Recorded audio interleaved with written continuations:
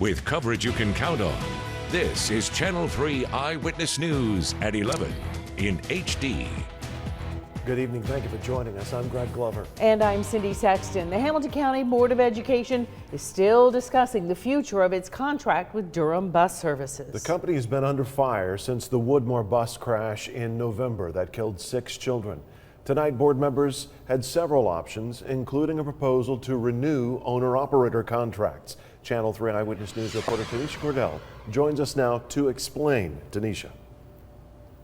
Well, the board explored the idea of a request for proposal, or RFP. It would include renewing contracts for independent drivers for 4 years. Some board members say they want to explore this option. It's hard to say what I'm leaning toward right now, but I certainly am excited to look at more owner-operators coming in. It's been nearly 2 months since the Woodmore bus crash, forcing Hamilton County School Board members to decide what to do regarding its bus contract. 3 options have been discussed, but extending Durham School Services contract for a year while phasing in more owner-operators is stirring interest for some. We'd like to recommend that the board move forward with a 4-year extension for owner-operators with the option to amend those contracts. Board members also talked about seeking bids from other bus companies for a 2-year contract. The proposal could also eliminate the deal with Durham, which expires in June. You can't remove Durham from the possibility of bidding on the RFP for 2 years. You give them another year opportunity. Right.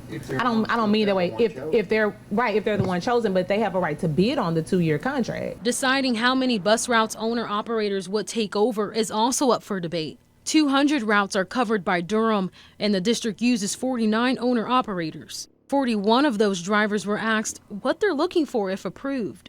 The first priority was 4-year contract, which we've already mentioned. The second was insurance opportunities for all, whether it's at the same rate or at a different rate.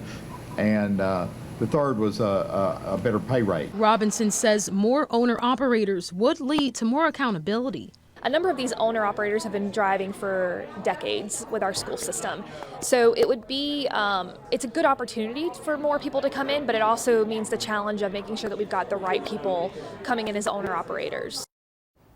The Finance Committee is planning to meet with some owner-operators next week to get some more feedback, and the committee should be able to tell us how much the different options will cost. In the studio, Tanisha Cordell, Channel 3 Eyewitness News. Thanks, Tanisha. School board members also talked about the search for the next superintendent at tonight's meeting. The president of Coleman, Liu and Associates, the search firm hired to find the best candidates for the job, told the board the firm has learned a lot about what the community wants in just a day. The amount of knowledge we have coming out of today versus coming into the day, even running around, I would say is exponentially more, not just incrementally more. And that's. The search firm will meet with the board again next week. It's been 6 months since human remains were found in a suitcase on the side of a Georgia interstate. Now a tip has police looking into the possibility those remains are those of a Chattanooga woman. Police released a sketch this week of what the woman may have looked like. Channel 3 Eyewitness News reporter Kate Smith has more. We haven't been contacted in any way, shape, form, or fashion about this case. But Chattanooga investigators hope somewhere a family will get the closure they need soon. Put these families in, panic mode. And, we're always having to calm families down to know, this person found here or wherever it may be is not your family member. Nearly 6 months after a suitcase was found in this wooded area in Gwinnett County, Georgia, police have matched a face to the skeletal remains, an important step in solving missing person cases. Oh, it's very important. I mean, it helps a lot. I mean, when we get the sketches out, you get all kinds of tips and calls from people. The victim is believed to be a 20-year-old white woman, probably Asian Indian or Eastern Indian descent. The Gwinnett County Medical Examiner tells Channel 3 a Chattanooga family shared dental records in hopes of connecting the remains to their loved one. The dental records are going to be unique to an individual, so we can compare the dentition in the mouth of a skeletalized individual to the dental records. Pamela Ashmore, a professor at UTC, says forensic anthropology helps crime scene investigators identify victims in cases like this one. The age of a person at time of death, the stature of a person, we can identify the biological sex of an individual and say something about ancestry and their health and lifestyle status. Police believe the woman was dead for 6 months before a worker found the suitcase. Ashmore says there would have been plenty of clues to collect. The soft, fleshy tissue will certainly go away, but the bones are going to be intact. Chattanooga investigators say they don't believe the woman's remains are that of a Chattanoogan, but will wait to hear from authorities in Georgia. That was Kate Smith reporting. Anyone with information on this particular case is asked to contact the Gwinnett County Police Department. The contact information can be found at WRCBTV.com. Catoosa County deputies say they need your help catching 2 burglars. Deputies say Corey Elliott and Sherry Loach are wanted for burglary in the 1st degree. The last known address for both is on Cedar Lane in Chattanooga. If you know where one or both of them may be, call the Catoosa County Sheriff's Office. In continuing coverage tonight, crews have almost completed repairs to the Colonial pipeline that was leaking gasoline near Suck Creek Road. Officials with Colonial say the affected portion of the line was removed today and crews began installing the new portion. They expect that line to be functional tomorrow. Channel 3's learned about 630 gallons of gas leaked into Shoal Creek since the incident. Officials with Colonial say there is no danger to the public. Cleanup will continue into next week. A proposed gun range about 5 miles off US 27 near Bakewell Mountain is running into strong opposition from those who live in the area. Scott Phillips and his wife built their dream home on Bakewell Mountain 2 years ago. They're worried the life they've built for themselves and their 4 children may soon change if developers are given the green light to build a $2.5 million gun range across the road. That is unreasonable. There are other places that are more responsible that this range could be placed, and there's no reason it has to be placed right here across from my kids and the other families and the other small children that are building houses. Other property owners also echoed their concerns during a Hamilton County Commission meeting on yesterday. Commissioners will take up the issue again next week, and we'll be sure to let you know what happens. It's 11:07. Paul's going to be sure to let us know what's happening in the weather. Paul? Well, the big news for us, the big news for us, Cindy, is the heat. It's a winter heat wave. You don't get much warmer than this with temperatures into the mid to upper 60s to near 70 degrees coming up right into next week. I think on Wednesday and Thursday there could be a better chance of some rain, and that may cool us off a little bit. Now, the school day forecast, see the clouds increasing again, may have a sprinkle or two. Temperatures at about 58, and then some more clouds into the afternoon. Slight chance for a sprinkle again with temperatures at around 66. This is the way the radar is looking right now. All the showers north of Nashville, and they're moving off a little bit towards the north and east. This pink just to the west of Paducah is starting to be some freezing rain, and that's a big, big problem because that area is going to get bigger. It's going to go out to the west. It's going to be a huge problem, I think, all the way out into the Great Plains, especially into Kansas and Missouri, and possibly even into Iowa and Illinois later on. But all the rain tonight is off to the north. Now, temperature's really, really warm. Normal high is 50. Right now it's 62. At 63 Cleveland, 59 Dalton, 52 in Fort Payne, 52 in Murphy, and 58 up near Athens. 67 and 58 the high and the low for today, and just a couple hundredths of an inch of rain fell at the airport. Now, sky watchers south of the city, where they had a little more sunshine than we saw north of the city, was 70 in Dalton, 70 out near Calhoun, 70 in Chatsworth, 58 in Fort Mountain's unbelievable. Ellijay 66, Blue Ridge, Georgia, this time of year 64, Trenton 69, Dunlap was 68, Soddy Daisy not bad at 66, Lakeside 66 with all the clouds that we had. Boy, if the sun had come out full force, we would have been in the mid-70s, be at least 10 degrees warmer than you see here. 65 Cleveland, 67 Ottawa, and about 65 out near East Ridge with Lookout Mountain even at 63. Coalmont was 60, Cagle Mountain was 60. And then we get out towards Murphy, 63, Turtletown, 65, Jasper at 66. Latest Vipercast showing cold front easing in, the clouds increasing again for tomorrow. Sprinkles possible, but I mean really separated and very, very light. Out to the west, the big news over the weekend is going to be the ice storm in Oklahoma, Kansas, Missouri, and then moving later on into Illinois and up into Iowa. And just a huge problem out there. Tremendous amounts of ice just north of Oklahoma City up into Kansas. Wichita, Kansas is going to get hammered. For us, though, all the rain stays off to the north, just a chance for a sprinkle into Saturday. Really not much. This is Monday at 7 o'clock in the morning. Line of showers and storms starts to develop way out to the west of us. So the ice, and there's going to be lots of it, at least a ½ inch to an inch, possibly more. And that means power lines going down like crazy. Trees, too. Traveling will be impossible across the Great Plains. We may see a couple tenths of an inch of water, and that's about it over the next 4 days. Pinpoint forecast has Benton at 64 with clouds increasing again for tomorrow, and Sale Creek will be near 65. I can't rule out the chance for a shower.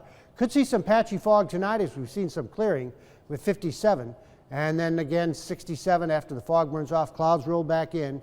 Maybe a shower, but 67, you can't beat it. It's 53 tomorrow night with a sprinkle and light winds. And on the 7-day forecast Saturday, still a 20% chance for a shower, but near 70, 68 Sunday. And that warm weather continues into Monday and Tuesday. Now you get into Wednesday and Thursday, I think the chance for rain really goes up with showers and thunderstorms. And there could be the potential of some severe weather then. Anytime you get this warm this time of year and there's a lot of cold air out over the Great Plains, if they slam into each other, you could have a battle zone there. So we'll have to watch that by next week in about 6 or 7 days. Okay. All right. Thanks, Paul. Thank you. If you're looking for a job in the new year, Aldi is hosting a hiring event this weekend. They're looking to fill store associate, shift manager, and manager trainee positions. That event is Saturday, 8 a.m. to 2 p.m. at the Hilton Garden Inn in Chattanooga. The address you see there on your screen. You must be at least 18 years old to apply. The Chattanooga Zoo is celebrating a record-breaking year. Zoo officials say they had almost 250,000 visitors last year, surpassing their all-time annual attendance record by almost 50,000 people. Zoo officials attribute the record attendance to renovations, rare births, and a large number of new animals. The Chattanooga Zoo celebrates its 80th anniversary this year. Just ahead on Eyewitness News at 11, a truly tragic story out of Baltimore. 6 young siblings were killed in a quick-spreading early morning house fire. The full story, including who kept the death toll from rising even higher, when we return. Hey everybody, it's Leslie Dale with the TFP, and new state legislation that says your license plate, everyone's, would have "In God We Trust" on them. More about that, times3press.com.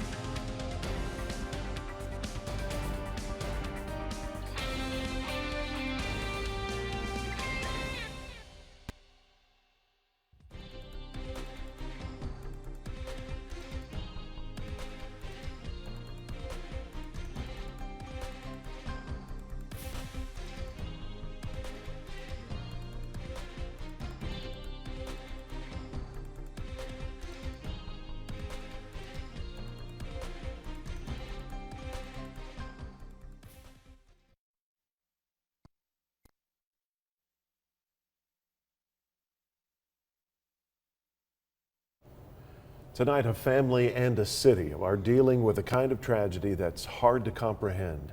6 children, siblings, perished when their home caught fire in the middle of the night.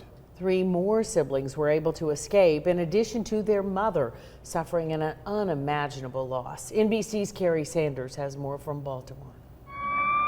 The fire broke out shortly after midnight, flames racing through Malone's family 3-story wood-framed house. Inside, mother Katie and her 9 children, ranging in ages from 11 years old to just 9 months. More than 9 children inside, 9 children inside. As the house burned, neighbors ran to the scene. I heard the kids crying. My daughter heard them. They said, help, help. Couldn't save them. Couldn't save them. An 8-year-old daughter was able to rescue 2 younger brothers, all stumbling out of the house with their mother. We have 3 children relocated. They're in the backyard. They're safe. But 6 kids were still trapped inside. Tonight, all of their bodies have been recovered. It's very heartbreaking, for us all. Katie Malone has worked for Maryland Congressman Elijah Cummings for more than a decade. Today, he found it hard to find words. It's a very difficult time for our office. Investigators still don't know what caused the blaze. The children's father, who was working the night shift at a restaurant, told officials that there was a smoke detector in the house.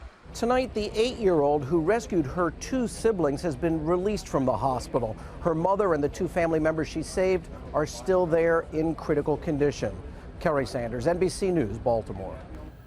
When we come back, President Barack Obama puts an end to a 20-year-old policy that allowed Cuban nationals to enter the U.S. without a visa. More on that. Plus, see how a pair of burglars sneaked past the family dog and even crawled through the home's doggy door. Stay with us. Be sure and start your Friday morning off with us on Channel 3 Eyewitness News today. Michelle and Tim will have the latest breaking news from overnight. And a local sandwich shop is giving you the opportunity to put your own sandwich creation on their menu for an entire year. We'll give you the details how you can get involved. Coming up, we'll see you at 4:30.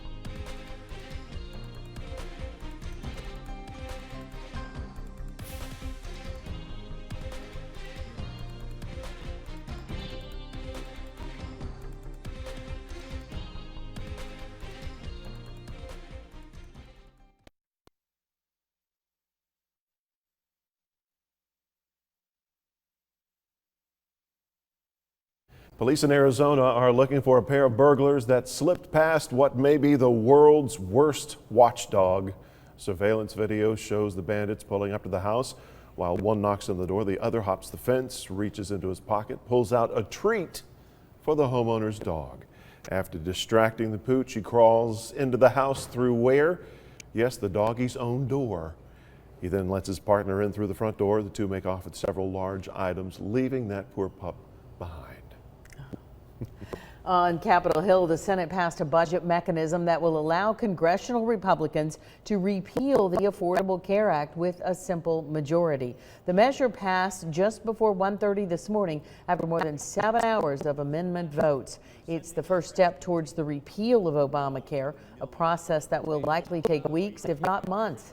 House leaders plan to review the resolution tomorrow.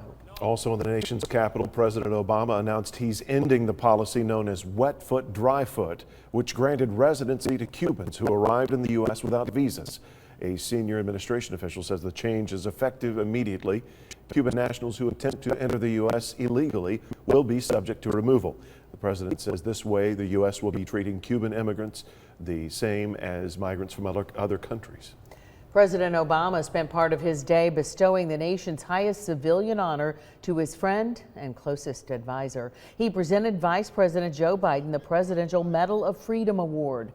Biden was visibly stunned and wiped away tears as the president made the announcement. Obama praised Biden for making him a better commander-in-chief and for his devotion to serving the nation. This has been quite a ride. It was 8.5 years ago that I chose Joe to be my vice president. There has not been a single moment since that time that I've doubted the wisdom of that decision. Obama also presented the award with distinction, an additional level of respect, which has only been presented to 3 other recipients: Pope John Paul II, former President Ronald Reagan, and General Colin Powell. What does a Chicago fire actor do when he's trapped in an elevator? Well, he calls the real Chicago Fire Department, of course. Actor Joe Minoso, who stars in the NBC show, became trapped on an elevator Wednesday. He wrote in an Instagram post he was slightly embarrassed about who he had to call, but when the group of Chicago firefighters opened the door, they quickly recognized just who they were rescuing. Minoso says in the video, "That's why you call the Chicago Fire Department." That was great. He did a good job recording that too when they opened reaction. the elevator. Here it comes. And Oh, there you. He is. Oh, we know you. That's good. Coming up in sports, the basketball Vols' first test without their recently dismissed star did not go well. We have reaction from inside the locker room. Plus, the biggest high school wrestling match in the state was in Cleveland tonight. It went down to the wire. We'll have the highlights and sound next in sports.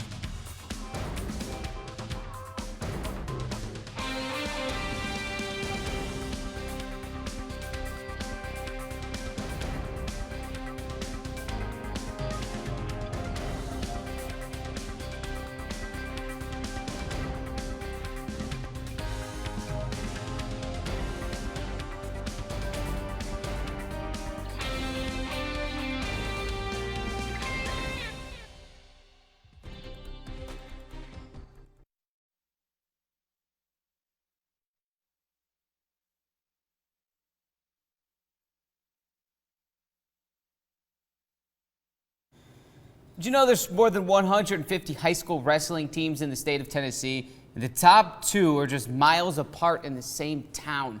Tonight, they were on the same mat. Number 1 in the state, Cleveland, hosting number 2, Bradley Central. What an environment.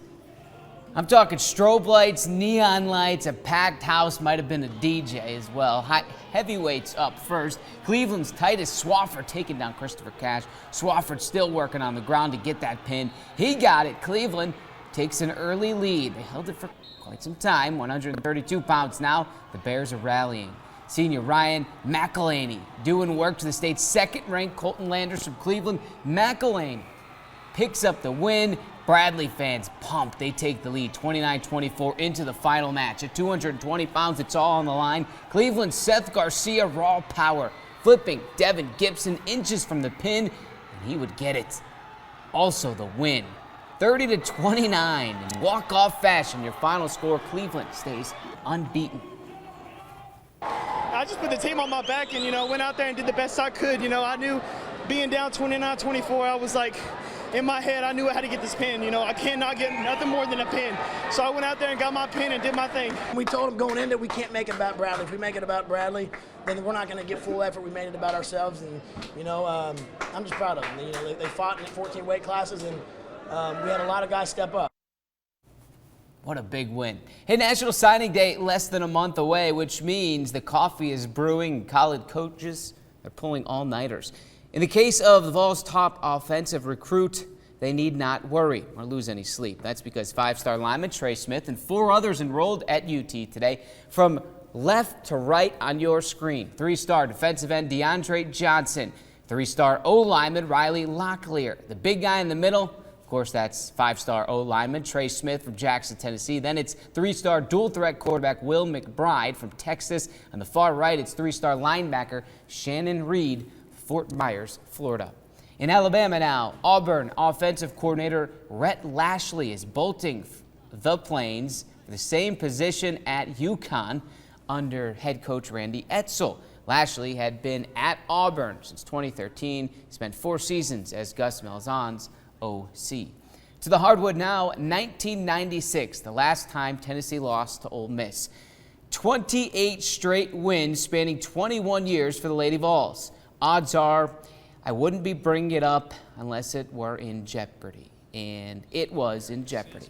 Tennessee at Ole Miss, down 3 with 28 ticks left. Diamond to Shields for the tie. Off the rim. They get it back. Now it's Alexa Middleton to tie it. Again, off the rim. No good. Rebels rebound that time, and that all but does it. 21-year streak is over. Ole Miss wins it 67-62. A season-low 60 points, 1 3-pointer made, and 32% made from the field.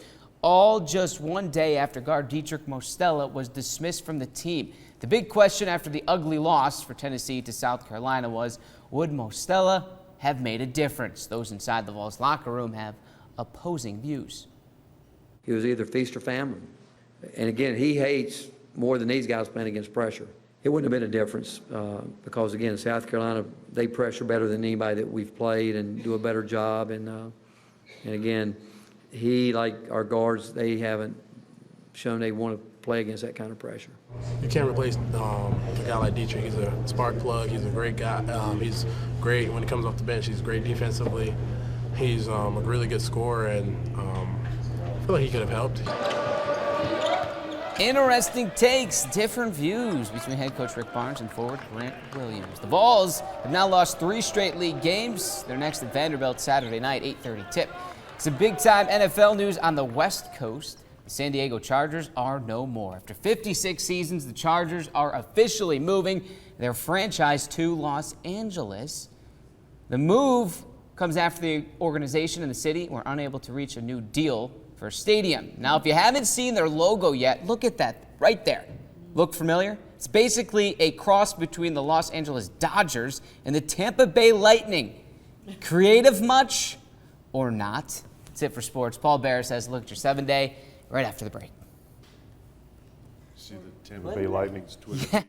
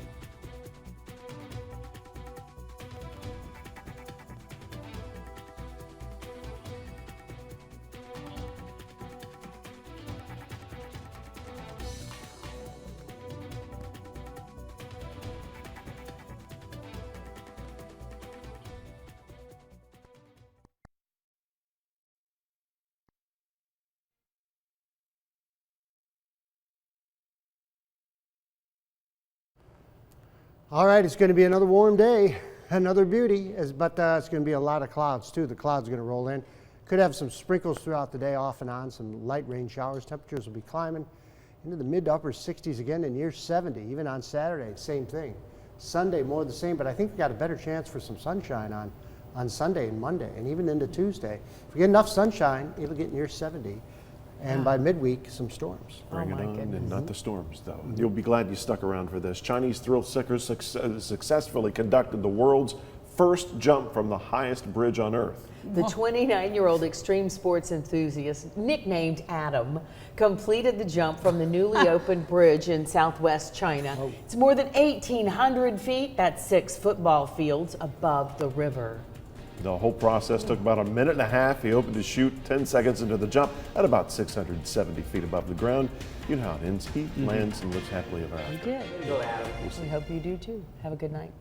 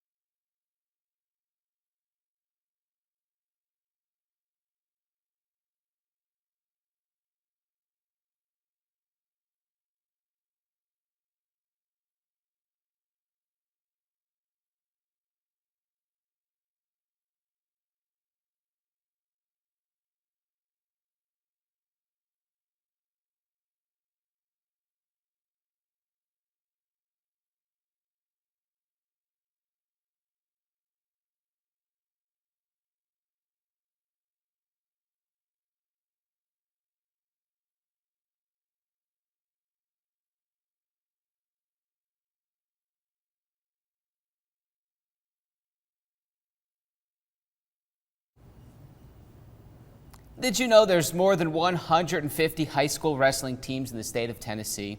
The top 2 are just miles apart in the same town. Last night, they were on the same mat. Number 1 in the state, Cleveland, hosting